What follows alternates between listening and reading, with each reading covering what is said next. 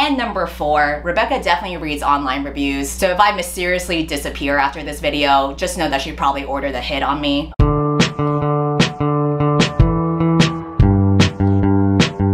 Today I'm going to be discussing the book Yellowface by RF Kuang and using the themes covered in the book, or lack of themes covered in the book, to talk more about the publishing industry and authors of color and who is allowed to write what certain types of stories and why. And who doesn't love a little race baiting every now and then. I talk about race, people argue about it in the comments, we make a big internet circle jerk without actually impacting anything in real life, and the circle of life continues. So if you don't know, Yellowface is one of the most highly anticipated books of the year because of how it critiques the publishing industry.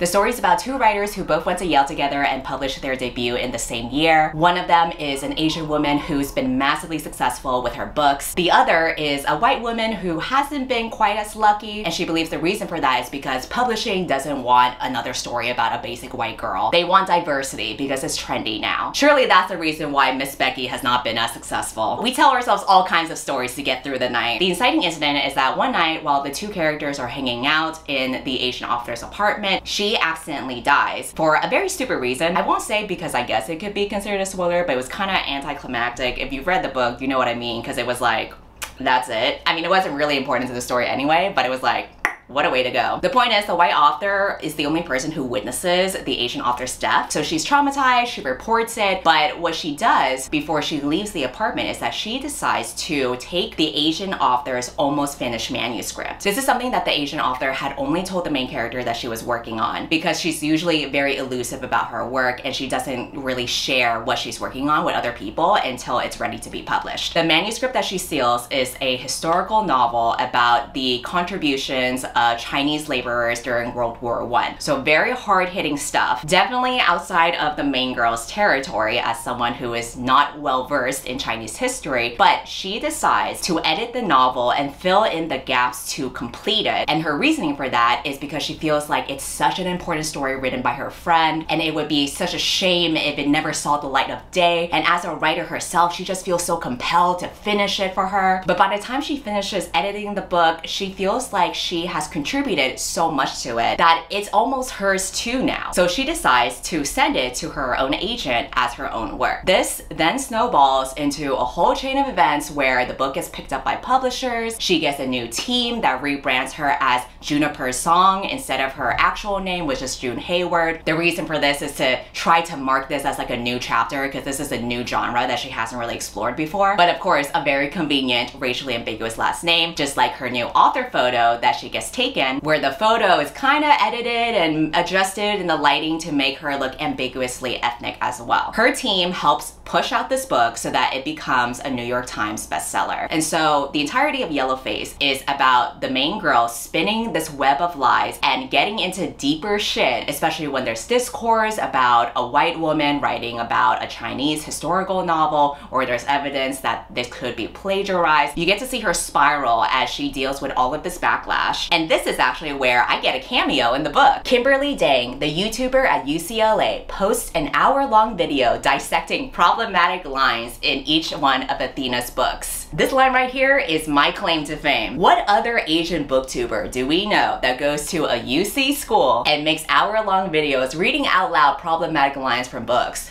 Wait, is this a fucking play about us? To be fair, I've only done those types of videos for white authors. I've never ranted about any authors of color, but still, I'm honored to have made this cameo. Obviously, this is actually probably just like a conglomeration of different YouTubers or the book internet, but just let me have this moment, okay? Anyway, this video is not gonna be me reading out loud problematic lines from this particular book. I have no beef with the author. I think she is super smart and talented, and she has great technical writing. And I picked up this book because I enjoy literary novels, and I was excited to see this author kind of take a step back from her usual genres and tackle literary, especially when it's related to publishing. Unfortunately, I found the book to be really flat and the themes were explored in a shallow way. So I want to dive into this because if we're gonna critique publishing, let's actually get into this shit. Usually when it comes to online discourse, I tend to find it exhausting, especially when race gets brought into it. So if you find yourself tired of discourse at any point, remember to take a break. An easy way to wind down from the hot mess of the internet is is through escapism with games like Sunrise Village, which is the sponsor of today's video. Sunrise Village is a really fun game that you can download from the Play Store or the App Store. But even if you prefer playing games on your laptop or computer, you just gotta stay tuned because they are working on a browser launch coming soon. In this game, you're just a cute little farmer surrounded by lush nature, and you're helping your dear old grandpa out with his farm. You get to do things like plant crops or take care of adorable animals. You can even become friends with the villagers who all have their own little stories or their own workshops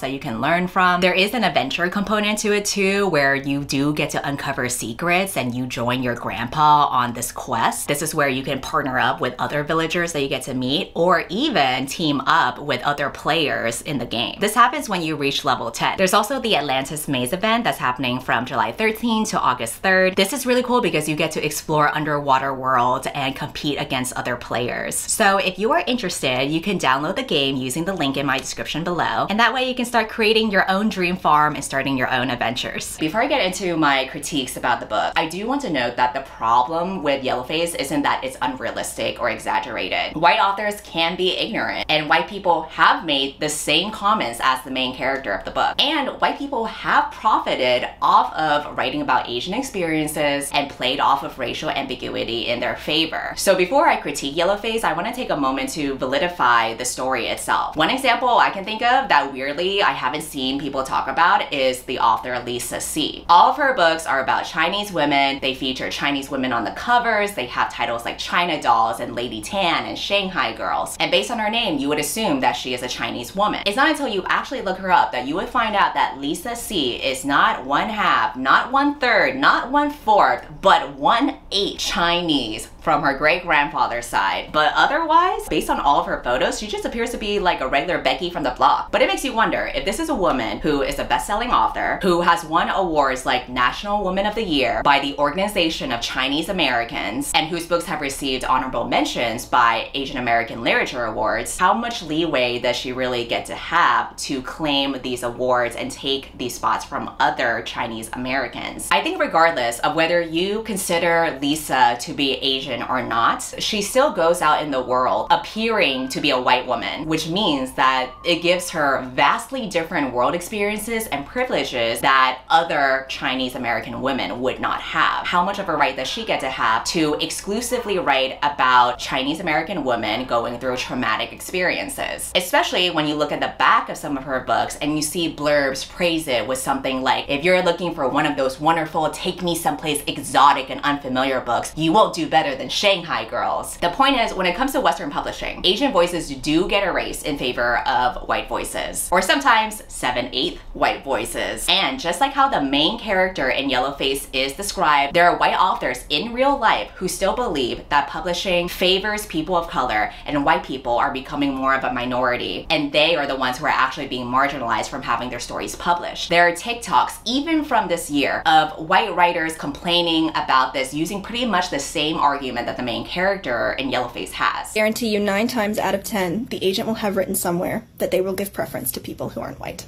So to all the white authors there who put their blood, sweat, and tears into this manuscript, I'm sorry. It doesn't matter how excellently you write and how compelling the story is, it only matters that you are not white. You say, Lauren, why don't people talk about this? It's because this very unfortunate fact doesn't fit well with the narrative. This is just one of many examples of white writers who talk out of their ass about this kind of stuff. And to state that the Western publishing industry favors writers of color over white writers is just statistically not true. When we look at the stats from 2023, this year, we can see that 75% of authors are white, almost 5% are Asian, almost 6% are Black, 7% are Hispanic or Latino, and almost 6% are other races and ethnicities. All it takes is some basic Googling, and then you see that 70 to 75% is a very common percentage of the white people who are represented and get published. And this isn't just for authors, but even employees at big publishing houses like Penguin Random House or Macmillan. They have their diversity reports online that you can look up yourself and see that the numbers are not coinciding with what Becky is saying on TikTok. That means that throughout the whole process of getting your book published, it is mostly being handled by white people, and and you are most likely to be published as a white person. But it is interesting that Miss Sarah Ann Smith on TikTok, or whatever the hell her name is, was talking about how certain publishing decisions aren't made if it doesn't fit with the narrative. So let's throw her a little bit of a bone and get to that part. What is the narrative that a book like Yellowface is trying to convey? We have a story where a white author has stolen an Asian author's work. So clearly it's about race and diversity and the type of voices that get published over other voices and the erasure of Asian American voices. But as much as book Twitter loves to talk about race and queerness and intersectionality, what doesn't really get talked about when it comes to authors getting opportunities over others is socioeconomic advantages. So imagine my surprise when I'm reading this annoying ass main character in Yellowface, who is very purposely supposed to be annoying, and then she brings up this fact. I don't think Athena's ever really grasped the concepts of expensive and inexpensive. She went from Yale to a fully funded master's degree to hundreds of thousands of dollars in her bank account. Once, when I told her that entry-level publishing jobs in New York only make about $35,000 a year, she blinked at me and asked, "Is that a lot?" This is where things piqued my interest, because you see here that Athena, the Asian character in this book, is a rich bitch. This hints to there being more to the characters and their dynamic, because it would be incredibly easy to just simply write a story about a bad white person versus a person of color who can do no wrong and has no flaws whatsoever. Seeing this mentioned shows that this Asian character has her own blind spots and privileges, and maybe those privileges came along with the opportunities that she had to be a successful author. And this would add a deeper layer of resentment for the main character who comes from a poorer background. This is the kind of nuance or gray area that I expect from a literary novel. Because what we don't talk about in publishing is that while it is harder for marginalized writers to be successful, the marginalized writers who do make it had to have some form of privilege in order to get their foot in the door in the first place. Obviously, there are exceptions and rare stories of someone who came from nothing and is now super successful. But systematically speaking, for the majority of people, you have to be privileged enough to have the time and space and resources to write a coherent novel, rewrite it, edit it, query it, sell it, market it. If you want to be a full-time author, but you're a poor bitch,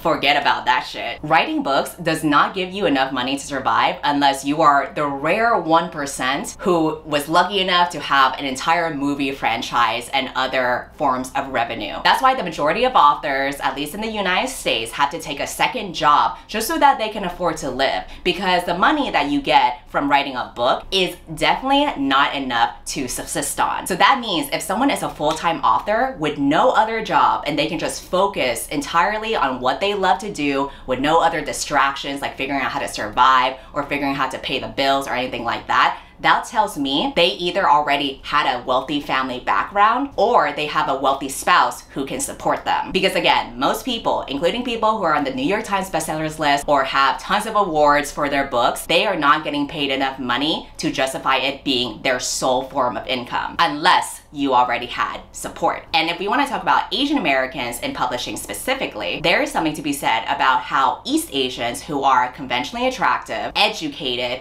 able-bodied, and wealthy have easier access to be success stories over South Asians or Southeast Asians or even other people of color. The model minority gets put upon light-skinned East Asian Americans who are usually either Chinese, Japanese, or Korean. Everyone else who comes from a poorer country or a poorer family background have to operate on a totally different playing field. And that's why intersectionality is important, because it provides layers and nuance to diverse experiences instead of just simplifying someone to be a successful Asian author. Because how do successful authors get made in the first place? What are some of the factors that have to be considered to get to where they are beyond just writing a good story? I guarantee that if you could look at the authors on the New York Times bestseller list and see their family income or spousal income or where they grew up in or what kind of rich school they went to, you would start to see a pattern on that list, and then things would start making a little bit more sense. Writers who get to do what they love for a living got to where they are because of their hard work and their skills, yes, but also because of privileges and connections and luck. These things are not mutually exclusive. They don't cancel out one another, but they definitely help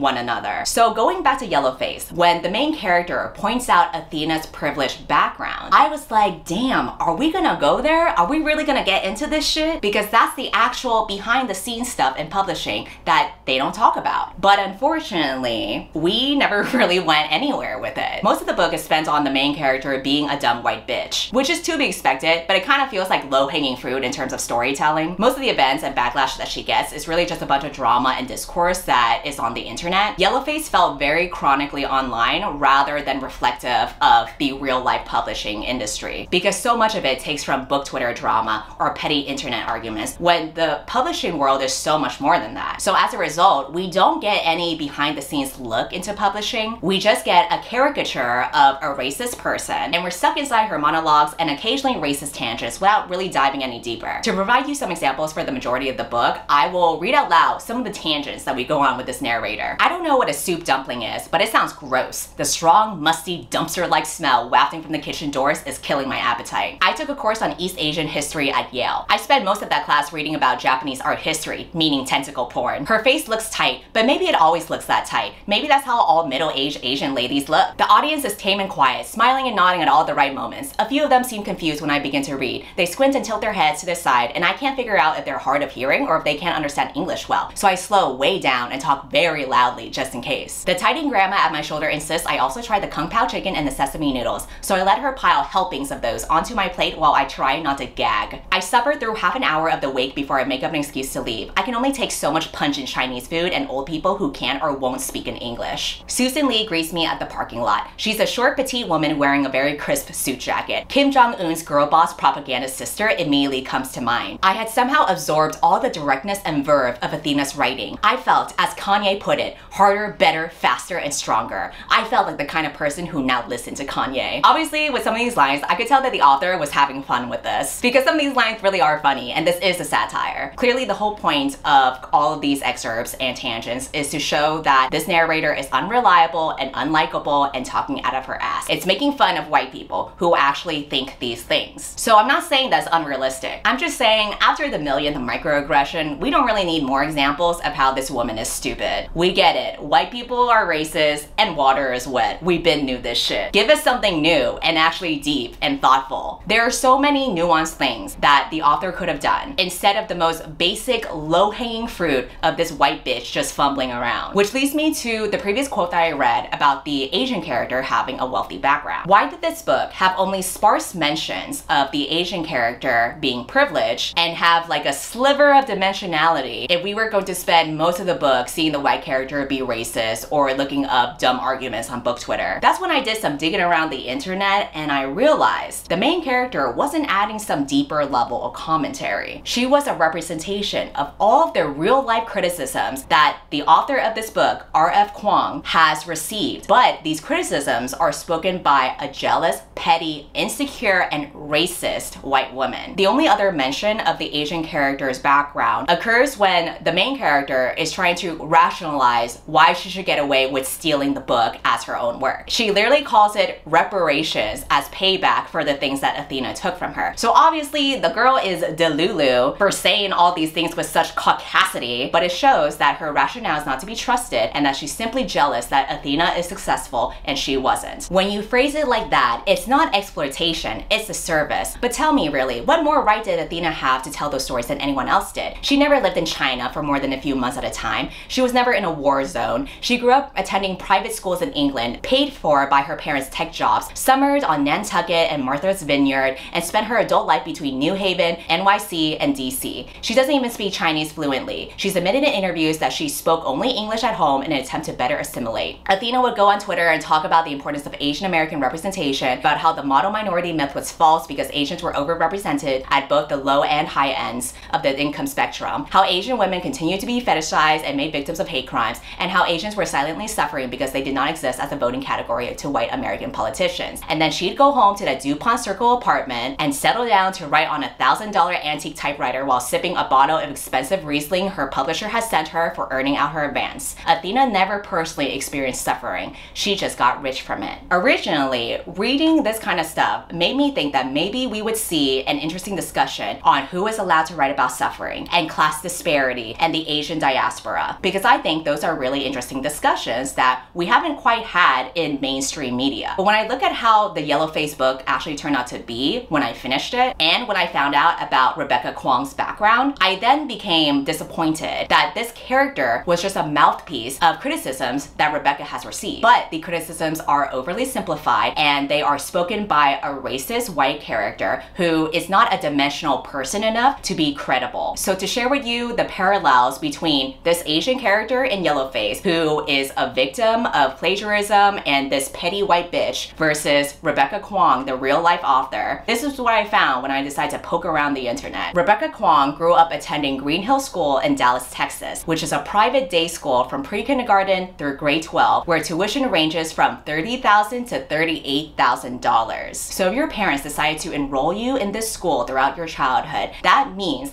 that they were comfortable enough to spend $30,000 every single year for 12 years. I am not the kind of Asian that's good with math, but you can figure it out. Can you imagine the kind of money that someone's family would have to comfortably spend that amount on their child? This isn't even like college yet. I'm talking pre-K to grade 12. Imagine having the resources and time and space to be set up for success so early on in life when you are literally a toddler. The way that the United States works, especially with the class disparity that our country has, people who start off in wealth end up having more doors open for them in the future because they are enabled and empowered enough to pursue whatever they decide to do. So to list off some more facts that makes Rebecca pretty much the same person as the Asian character in the book, she attended Georgetown University, which is another private school, where at the time she entered, tuition was around $45,000. Then she got into Cambridge, which is around $15,000. Then she studied at Oxford, which is around $12,000. And then she got a PhD at Yale, where tuition is $60,000. When she was 19 years old, she took a gap year from her school and wrote The Poppy War. This is a series that is a Chinese military historical fantasy, and she published it later as her debut at 22 years old. These books would blow up later from TikTok, and she would become a young, successful Asian author. So to summarize, Rebecca is an extremely intelligent, educated, successful woman, and she should feel very proud of all the accomplishments and hard work that she's done. I genuinely believe that she's super talented, but I also believe, like many other young, successful people, systematically, that there are other factors and privileges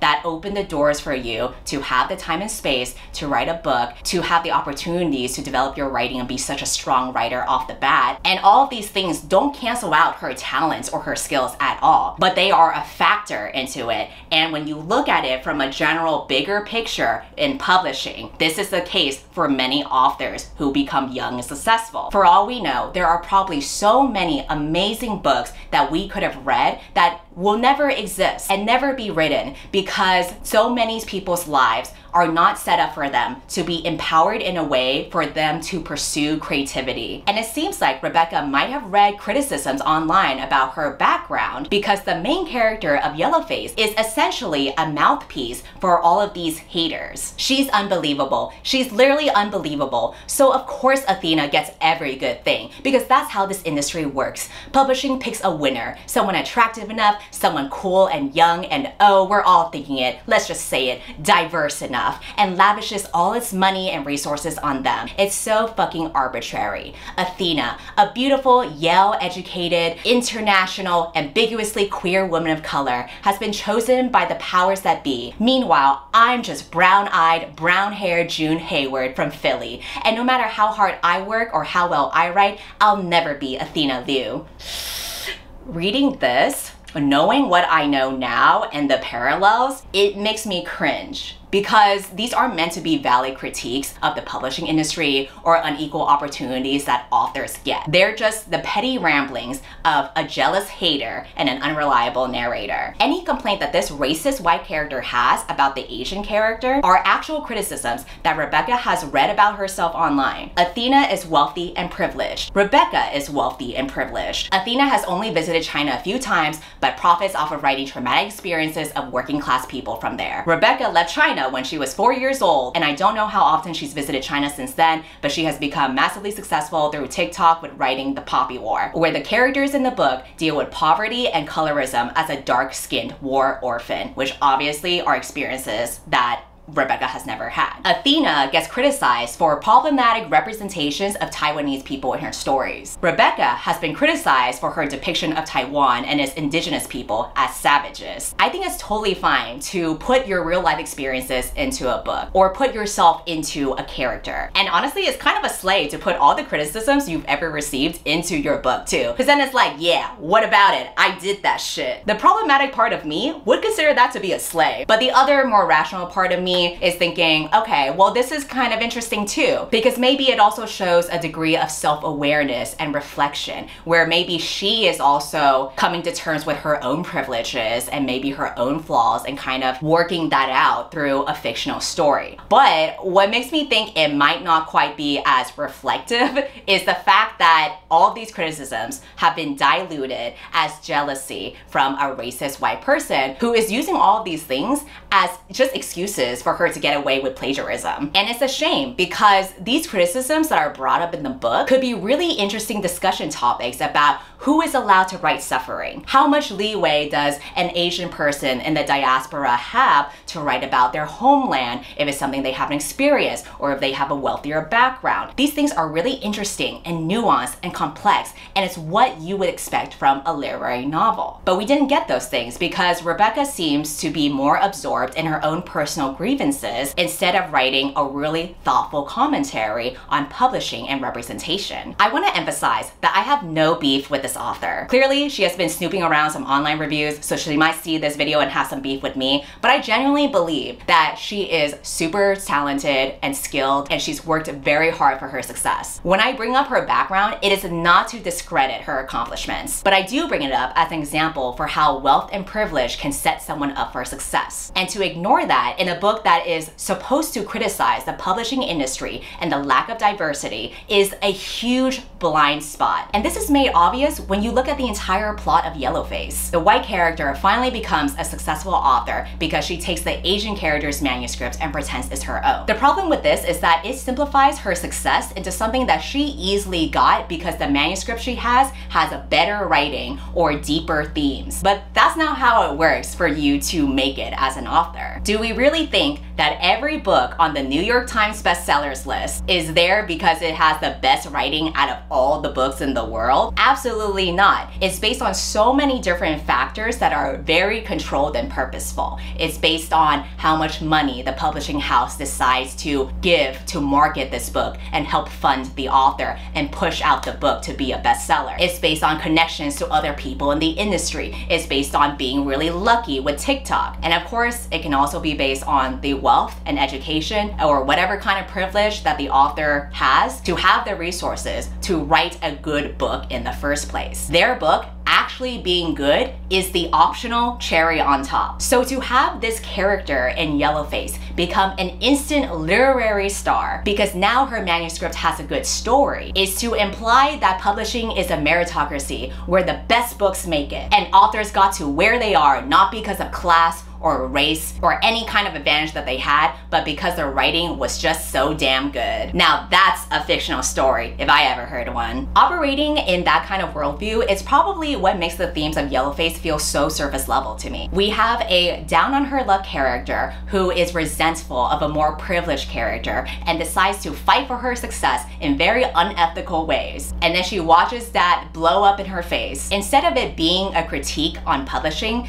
it becomes a funhouse mirror depiction of dumb internet arguments or online reviews that Rebecca has read about herself and has regurgitated into this book. It doesn't work as a story about the rise and fall of a flawed character in a flawed system because the author that wrote this book has only ever known success in this flawed system. There's a common counterpoint to criticisms of books that are written by authors of color or women of color, and it's that their works are held to a higher standard than their white counterparts. I absolutely agree with this, and I will also be using the same excuse when I get criticisms in the future. But seriously speaking, yes, that is true. But I don't think that gives a pass for authors members of marginalized identities to not be open to improving their craft or doing self-reflection. And in the case of Rebecca, who is hugely successful and privileged from the moment she was born to the moment she debuted her first book, I definitely hold her to a higher standard, and I think that's fair to do so. Sure, if some random basic Becky was writing this kind of book, yeah, I would expect it to be a flop, but this is Rebecca we're talking about. For someone who is so smart and well-researched, I expected a lot more depth and nuance from this book, because I know Miss Rebecca can do way better than this. But much to my frustration, she stayed in her lane and she stuck to her blind spots instead of researching outside of her own experiences, despite having done so with her historical novels, but she can't do that for modern day for some reason, and that ultimately is what limits the book. So in conclusion, just to wrap it up with some takeaway points. Number one, the basic gist of this is that Yellowface is a book that was written more to air out the author's personal grievances rather than an actual critique of publishing. Number two, publishing still needs to get their ass whooped. Number three, anytime you see a young, successful person, just Google where they grew up or their school tuition, and then things will start to make a lot more sense. And number four, Rebecca definitely reads online reviews, so if I mysteriously disappear after this video, just know that she probably ordered a hit on me. I'm just kidding. If she's actually watching, you know what? You do you, girl. Get your bag. If you want me to delete this video, just send me the tuition amount that your parents paid for you to like go to kindergarten. Just like 1 year of when you were a toddler, and I will happily do whatever you ask. But seriously speaking, Rebecca is very cool and smart, and I'm just a nobody on the internet. I am of no threat to her whatsoever, so I hope she doesn't watch this video or take it personally. Girlie, you got nothing to worry about. If I had grown up like you did, I would not be listening to any Pablo bitch on the internet. This video will not affect book sales or your reputation at all, so you don't have to worry about that like many authors do. You know why? Because the poor masses don't actually create any change, so that's what you don't have to worry about. Anyway, I'm rambling at this point. For all the other poor bitches who are just watching this video, I hope that this was informative. If you have read this book, I am curious to hear your thoughts on it. Anyway, I'm gonna go cover my windows and hope that I don't have a hit hired on me. Go ahead and unsubscribe from my channel, and bye.